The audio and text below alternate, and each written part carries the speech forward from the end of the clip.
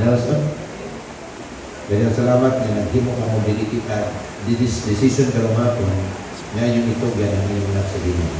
Inyong idedikar sa Ginoo, kung mangayon mo panalangin sa Ginoo, alam sa inyong anak.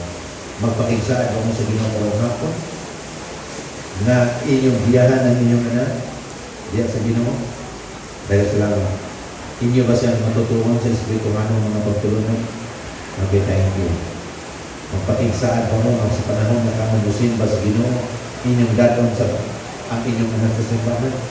Dahil salamat. Akong giyangin ang mga maigsunan sa pagdungo sa inyong mga ulo. Samtang kami mag-ampo ulo sa babae. At kung idong ato mga ulo sa pag-ampo. Iisa ko niyo yung mga kamot-kaw manatuhan.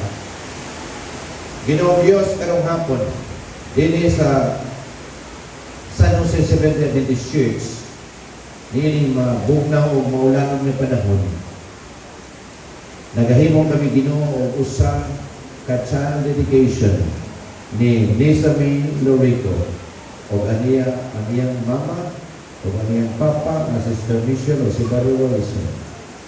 Nagtugyan sa ilang anak na si Lisa May nga nanganini.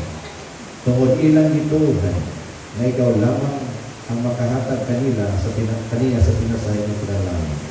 Ikaw lamang ang makagiya kaniya sa matarong nga dalan. Kung ikaw lamang ang makahatag o maayong panglawas ng nga bata. Ikaw lamang ang makahatag o pinasahi na panalangin na gikinhanglan ni Elizabeth. Tabangin lang Ginoo si Brother Nelson, si Sister Michelle, sa paggiya sa ilang anak na si Elizabeth. Aron kini nga bata, magatubo, magadako, na makahimo siya sa pagsunod sa iyang mga ginikanan. Mahimo siya ko sa pagbata o buutan. Mahimo siya na usa ka bata na matinumanon sa iyang mga ginikanan. Ilabaw sa tanan, bata na magatubo na mahinaglo ko nila kanina. Ginoo palihog ang pingi si Elizabeth. Bantayi siya Ginoo sa daotang mga pagitubo. Gamit siya sa imong balang espiritu aron walay daotang espiritu magsama kanina. Atagi kini nga bata Ginoo maayong panglawas sa iyang pagtubo. Atagi kini nga bata o pinasahin ng kaalam. Himuha kini nga bata nga usa sa imo nga mga missionaries nga magasulti sa iyang mga kaila in the near future sa diyang mga dako na siya. Gamitin sa Ginoo as one of your instruments in sharing your love to other people someday. O karon ni hapon Ginoo, hinawat ang imong pinasay nga panalangin, pinasahin nga pabor, imong ihatag niiling mga bata.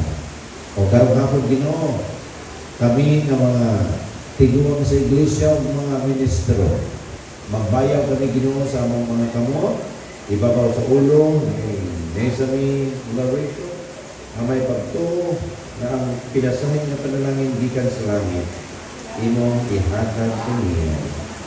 O ginatamahan na imong tuluban sa imong pinasahi, na kinaiya, pagkamatarong kininto sa kabasa.